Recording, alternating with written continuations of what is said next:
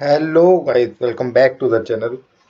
आज हम आपसे बात करने वाले हैं ऑब्जेक्ट ओरिएंटेड सिस्टम डिजाइन, जिसका सब्जेक्ट कोड है BCS 054 की यूनिट 1 के बारे में। ठीक, तो जैसा कि आपको पता ही है कि ये आपके थर्ड ईयर के 6 सेमेस्टर का एक डिपार्टमेंट इलेक्टिव सब्जेक्ट है। ये सब्जेक्ट जरूरी नहीं है कि सारे के सारे कॉलेज में, यूपी के अंदर जो कॉलेज है उनमें पढ़ाया जा रहा हो। ठीक, तो बात करते हैं इंट्रोडक्शन। आप जानते ही हैं कि जो हमारी एमएनसीज होती हैं, जो सॉफ्टवेयर डेवलपमेंट की जो कंपनियां होती हैं, वो सॉफ्टवेयर पर काम करती हैं। और उनको जो सॉफ्टवेयर चाहिए होता है वो कैसा चाहिए होता है। एक तो वो इजीली अपग्रेडेबल हो, इजीली एक्सटेंसिबल हो और इजीली रीयूजेबल हो। यानी कि जो हमारा जो सॉफ्टवेयर हो, हम उसको बार बार मॉडिफाई करके रीयूज करते रहें। ठीक, अच्छा, किसी चीज को बार बार यूज करने से क्या होता है कि जो उसकी जो मेंटेनेंस कॉस्ट, वो तो वेरी करती है, लेकिन बार बार जो उसको हाई नहीं होती वो, एक तरीके से। ठीक, तो सॉफ्टवेयर डेवलप करने से पहले, सॉफ्टवेयर को डेवलप किया गया होगा तो किसी ना किसी प्रोग्रामिंग में डेवलप किया हो गया। तो जब तक प्रोग्रामिंग लैंग्वेज नहीं आई तो उनसे पहले कंप्यूटर से कैसे इंटरेक्ट किया जाता था। तो उस सीढ़ी को देखते हुए हम ये जो आपकी machine level language, assembly level language और हाई लेवल लैंग्वेज, इसके बारे में थोड़ा बहुत डिस्कस करेंगे।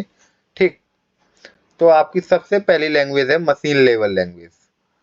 सिंपल भाषा में आपसे कहूँ तो ये वह लैंग्वेज होती है, ये बाइनरी कोड होता है आपका, जीरो वंस की सेट में आपको कुछ कॉम्बिनेशंस दे रखे होते हैं जो डायरेक्टली कंप्यूटर से इंटरेक्ट करते हैं। कंप्यूटर से इंटरेक्ट करने का मतलब है कि ये डायरेक्टली सीपीयू से इंटरेक्ट करते हैं। ठीक, और इनकी अगर मैं कैरेक्टरिस्टिक की बात करूं आपसे, तो इसमें कोई भी एब्स्ट्रक्शन नहीं होता, क्योंकि ये डायरेक्टली हार्डवेयर से स्पेसिफिकली कम्युनिकेट करते हैं और एक्सट्रीमली इफिशियंट होते हैं। एक्सट्रीमली इफिशियंट से मतलब है कोई तीन बंदे खड़े हुए हैं और एक बंदा किसी दूसरे बंदे से बात कर रहा है, लेकिन उसको मीडियम चाहिए जो तीसरा बंदा है वो। ठीक, तो क्या है, वहां पे ना कम्युनिकेशन गैप हो जाता है। अगर आप डायरेक्टली, आपको जिससे बात करनी है उससे डायरेक्टली बात करें तो वहां पर कोई भी कम्युनिकेशन गैप नहीं होगा। लेकिन अपनी बात को किसी दूसरे के माध्यम से तीसरे व्यक्ति तक पहुंचाना, वहां पे क्या हो जाता है, कम्युनिकेशन गैप हो जाता है। ठीक, तो ये मशीन लेवल लैंग्वेज में ऐसा कुछ था नहीं, क्योंकि जीरो वंस की फॉर्म में इंटरेक्ट करते थे, किससे, सीपीयू से इंटरेक्ट करते थे। ठीक, और क्या, लेकिन एक ड्रॉबैक था कि ये डिफिकल्ट था। नॉर्मली आदमी इसको पढ़ नहीं सकता था कि ये क्या कॉम्बिनेशन दे रखा है, इस कॉम्बिनेशन का क्या मतलब है। ठीक, इसके लिए मतलब कि कोई ऐसा हार्डवेयर या ऐसा कुछ चीज डिजाइन नहीं की जा सकी जिसको कि इजीली ह्यूमन अंडरस्टैंडेबल बना सके। ठीक, तो आप जानते ही हैं कि अगर मशीन लेवल लैंग्वेज है तो क्या जीरो वंस की फॉर्म में कोई सेट ऑफ इंस्ट्रक्शन दे रखे होंगे जिनसे सीपीयू डायरेक्टली इंटरेक्ट कर रहा है। तो ये हो गया हमारा मशीन लेवल लैंग्वेज। अब आती है असेंबली लेवल लैंग्वेज। ठीक, तो असेंबली लेवल लैंग्वेज के बारे में अगर मैं आपको थोड़ा सा बताऊं, कि आपने अपने सेकेंडरी के अंदर एक सीओए नाम का सब्जेक्ट पढ़ा होगा और उसमें कुछ क्वेश्चंस देखे होंगे। कुछ रजिस्टर्स होते होंगे, उन रजिस्टर्स के ऊपर कुछ उनको अप्लाई करके, कुछ ऑपरेशन अप्लाई करके, जैसे कि मूव करना, ऐड करना, सब्ट्रैक्शन करना। ठीक, किसके, रजिस्टर्स के ऊपर। तो ऐसी सारी जितनी भी जो आपकी एक्टिविटी होती हैं वो असेंबली लेवल लैंग्वेज के अंदर होती हैं। और ये बाय द हेल्प, ये सारे के सारे जो ऑपरेशन होते हैं आपके, move, add, subtraction, load, store वगैरह, ये सारी चीजें क्या है, by the help of assembler convert कर दी जाती हैं मशीन लेवल लैंग्वेज के अंदर। ठीक, क्योंकि हमारा जो सीपीयू होता है वो किस लैंग्वेज को इजीली अंडरस्टैंड करता है, मशीन लेवल लैंग्वेज को। ठीक, और इसके अगर मैं आपको एप्लीकेशन बताऊं तो अपने 8085 8086 के बारे में सुना हो, तो वो क्या एप्लीकेशन है असेंबली लेवल लैंग्वेज के। ठीक, अब बात करते हैं आपसे high level language. High level language जो कि इंट्रोडक्टरी पार्ट है इस यूनिट का, यहीं से आपका जो एक्चुअल जो कंटेंट है इस यूनिट का वो स्टार्ट होने वाला है। ठीक, तो हाई लेवल लैंग्वेज क्या होती हैं। आज के टाइम पे जो आप जितनी भी प्रोग्रामिंग लैंग्वेज पढ़ रहे हैं, सी प्लस प्लस, जावा, पाइथन और पास्कल, बेसिक, कोबोल, फोर्ट्रान, ऐसी कोई भी प्रोग्रामिंग लैंग्वेज, ठीक, वो सारी की सारी कैसी हैं आपकी हाई लेवल लैंग्वेज है। हाई लेवल लैंग्वेज से मतलब है कि आपको एक जनरली सेट ऑफ इंस्ट्रक्शन किस में दे रखा होगा, इंग्लिश में दे रखा होगा। सिंटेक्स वगैरह दे रखे होते हैं ना, जैसे हम डायरेक्टली अपना कोड वगैरह लिखते हैं, तो आपको एक हाई लेवल लैंग्वेज के पैटर्न में दे रखा होगा। अब आपकी हाई लेवल लैंग्वेज को क्या किया जाएगा, मशीन लेवल लैंग्वेज में कन्वर्ट किया जाएगा, ठीक। अब कन्वर्ट करने के लिए क्या क्या कंपाइलर भी यूज किए जाते हैं, कोई कोई लैंग्वेज इंटरप्रेटर भी यूज करती है, ठीक। तो ये लैंग्वेज टू लैंग्वेज वेरी करता है, ठीक। जो आपकी हाई लेवल प्रोग्रामिंग लैंग्वेज है उसको दो कैटेगरी में डिवाइड किया गया है, एक प्रोसीजर ओरिएंटेड प्रोग्रामिंग लैंग्वेज, एक ऑब्जेक्ट ओरिएंटेड प्रोग्रामिंग लैंग्वेज, जो कि एक्चुअल इस यूनिट का एक पार्ट है। सबसे पहले हम पढ़ेंगे प्रोसीजर ओरिएंटेड प्रोग्रामिंग लैंग्वेज के बारे में, देन आफ्टर पढ़ेंगे ऑब्जेक्ट ओरिएंटेड प्रोग्रामिंग लैंग्वेज के बारे में। प्रोसीजर ओरिएंटेड प्रोग्रामिंग लैंग्वेज से मतलब है जैसे कि सी लैंग्वेज, और ऑब्जेक्ट ओरिएंटेड प्रोग्रामिंग लैंग्वेज से मतलब है जैसे कि सी प्लस प्लस लैंग्वेज। अब बात करते हैं प्रोसीजर ओरिएंटेड प्रोग्रामिंग लैंग्वेज के बारे में। Generally procedure oriented programming language का एग्जांपल है सी लैंग्वेज, ठीक।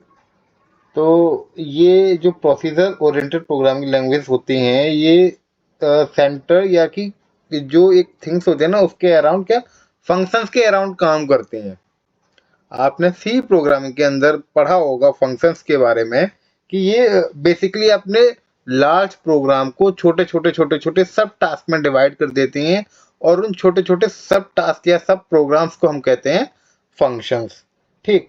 उनको मैनेज करना और कहाँ पे किस फंक्शन को कॉल कराना है या किस फंक्शन को कॉल नहीं कराना है, ये क्या होता है, प्रोसीजर मैनर में काम किया जाता है, इसीलिए इसको प्रोसीजर ओरिएंटेड प्रोग्रामिंग लैंग्वेज कहते हैं, ठीक। इसमें क्या होता है, एक मेन फंक्शन होता है। आपने अपनी सी प्रोग्रामिंग के अंदर देखा होगा कि जो आपका जो एग्जीक्यूशन, जो मेन एग्जीक्यूशन स्टार्ट होता है, वो मेन फंक्शन से स्टार्ट होता है। अगर जैसे कि आपको एक एग्जांपल मैं बताऊं कि आपने स्विच केस में कैलकुलेटर का प्रोग्राम जरूर बनाया होगा।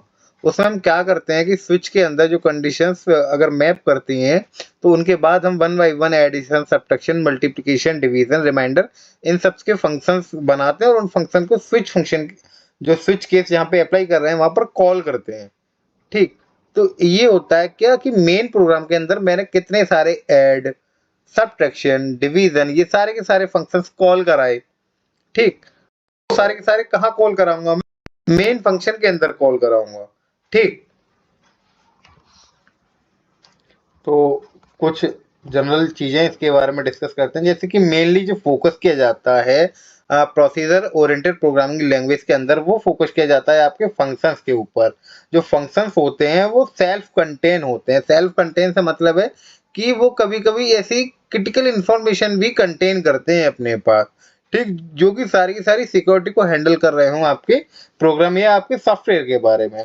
जो इसकी जो स्ट्रक्चर अप्रोच होती है वो टॉप डाउन अप्रोच पे काम करता है। ये आपका जो प्रोसीजर ओरिएंटेड प्रोग्रामिंग लैंग्वेज होती है, ठीक।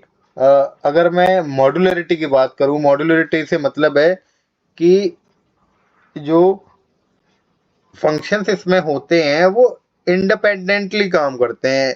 कोई भी फंक्शन किसी दूसरे फंक्शन के ऊपर डिपेंड नहीं करता है विद इन अ सर्च। जैसे कि मुझे किसी फंक्शन को किसी फंक्शन के अंदर जरूरत है तो मैं क्या करूंगा, उसे कॉल कराऊंगा।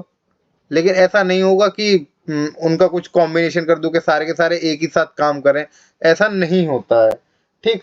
अगर डेटा शेयरिंग की बात करें तो अगर मैं कोई डेटा ग्लोबली डेटा डिक्लेयर कर देता हूं तो वो इजीली सारे के सारे फंक्शंस में इजीली एक्सेसिबल होगा। अगर मैं किसी फंक्शन के अंदर, विद इन फंक्शन के अंदर अगर कोई डेटा मेंबर को मैं डिक्लेयर करता हूं तो मैं उस मेंबर को कहीं भी एक्सेस नहीं कर सकता, ठीक। एग्जाम्पल जैसे कि सी, फोर्ट्रान, पास्कल, कोबोल, ये सारी की सारी क्या है, आपकी प्रोसीजर ओरिएंटेड प्रोग्रामिंग लैंग्वेज है। अगर मैं ड्रॉबैक की बात करूं, इसमें सबसे पहला ड्रॉबैक ये आता है ग्लोबल डेटा एक्सेस।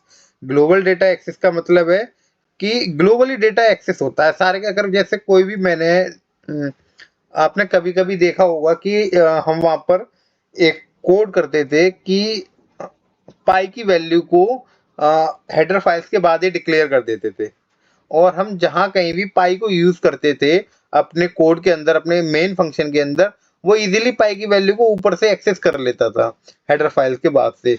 तो हम वो क्या करते थे, उसका क्या, उसको ग्लोबली डिक्लेयर करते थे। अगर हम किसी चीज को ग्लोबली डिक्लेयर कर देंगे बिना किसी सेट ऑफ रिस्ट्रिक्शन के, तो वो क्या सिक्योरिटी इशू को रेज करेगा। ठीक, it does not a model real world problem very well.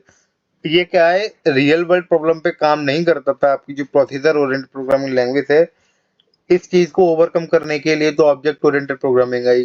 ठीक, no data hiding. No data hiding से मतलब है कि ग्लोबली अगर आपने डेटा आप अपना डिक्लेयर कर दिया है तो कोई भी उसका हाइडिंग प्रोसेस, यानी कि कोई भी एब्स्ट्रक्शन वगैरह नहीं रहता है वहां पर। कोई भी अगर कोई कॉम्प्लेक्सिटी वगैरह है तो सारी की सारी यूजर के सामने ही होगी। ठीक है, अब बात करते हैं कैरेक्टरिस्टिक के बारे में। कैरेक्टरिस्टिक से मतलब है emphasis is on doing things algorithm. जो आपकी पहले मतलब जो ट्रेडिशनल एल्गोरिदम है उन सब पे काम करता है। Large program are divided into smaller program. बड़े बड़े आपके सॉफ्टवेयर या बड़े बड़े प्रोग्राम को छोटे छोटे सब पार्ट्स में डिवाइड कर देना, उनको हम फंक्शन कहते हैं। Most of the function share global data. Yes, अगर हम ग्लोबली किसी मतलब एलिमेंट को अगर डिक्लेयर कर देंगे तो वो क्या है, most of the function share करेंगे ग्लोबल डेटा को। Data move openly around the system from function to function. Yes, data easily move कर लेता है अगर ग्लोबली डेटा आपका डिक्लेयर है तो। Function transfer data from to another, one form to another.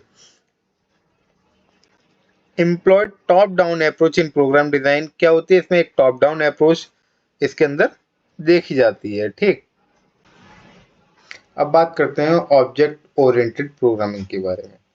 क्योंकि आपका पूरा सब्जेक्ट ही ऑब्जेक्ट ओरिएंटेड प्रोग्रामिंग पर डिपेंड है, तो हम यहाँ पे क्या एक छोटा सा इंट्रोडक्टरी पार्ट, क्योंकि पूरी की पूरी आपकी इस प्लेलिस्ट के अंदर हम इसी पे डिस्कस करने वाले हैं, ऑब्जेक्ट ओरिएंटेड प्रोग्रामिंग के ऊपर। ठीक, तो जैसा कि इसका नाम है ऑब्जेक्ट ओरिएंटेड प्रोग्रामिंग, ये जो प्रोग्रामिंग होती है आपकी एक ऑब्जेक्ट के अराउंड होती है।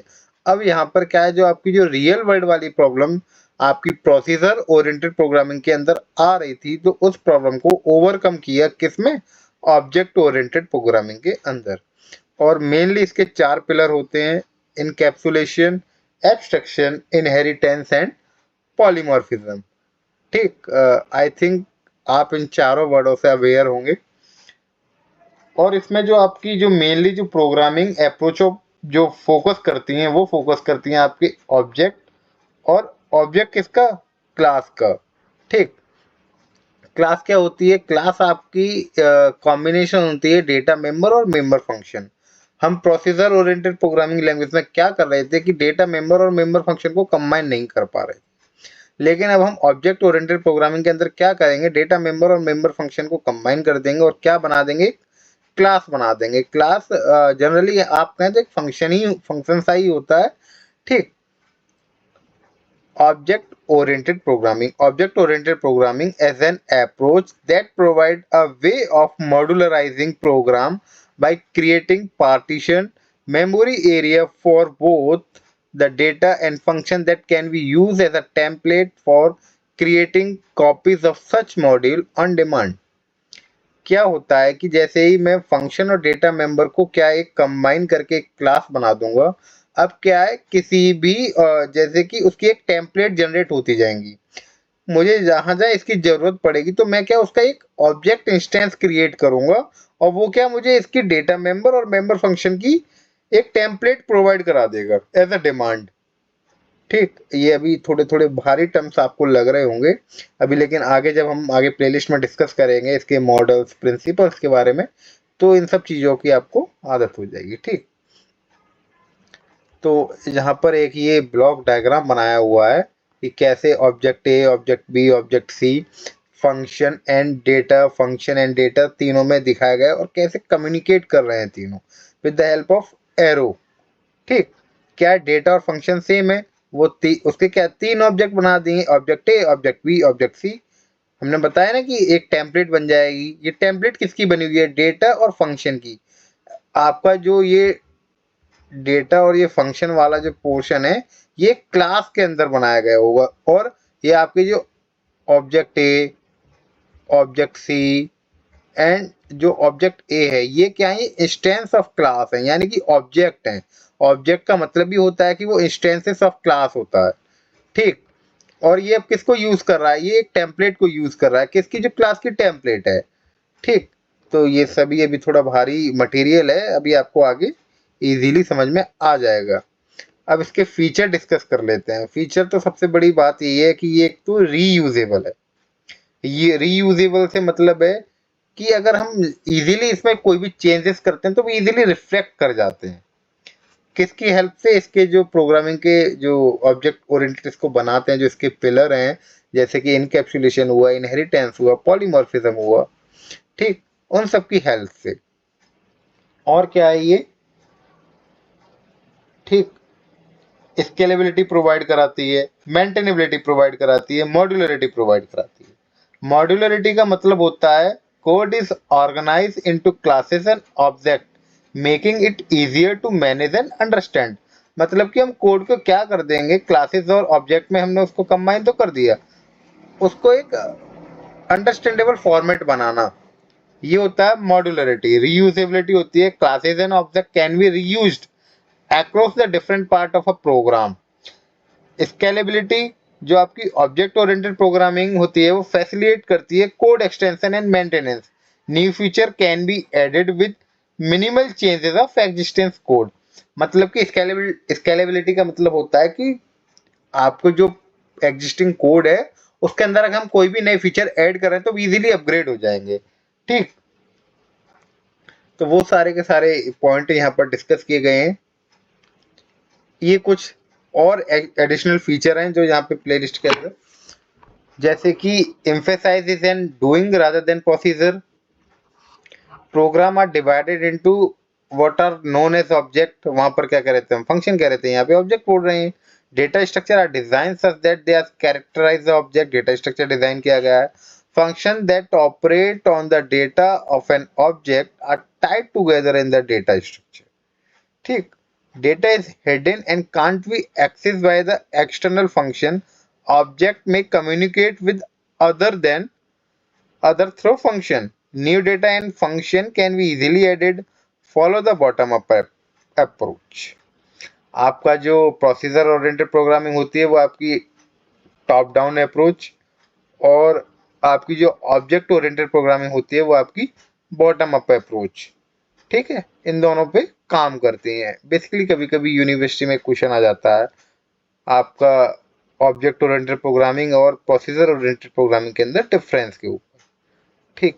तो आज की जो हमने क्लास में डिस्कस किया, आपका प्रोसीजर ओरिएंटेड प्रोग्रामिंग और ऑब्जेक्ट ओरिएंटेड प्रोग्रामिंग, ये दोनों ही इंपॉर्टेंट टॉपिक हैं। और मेनली जो मेन कंटेंट का क्वेश्चन जनरेट होता है वो इसके डिफरेंस से जनरेट होता है कि what is the difference between object oriented programming and procedure oriented programming. Thank you. Video को लाइक करें, सब्सक्राइब करें और अपने दोस्तों के साथ शेयर करें, और चैनल को सब्सक्राइब करें।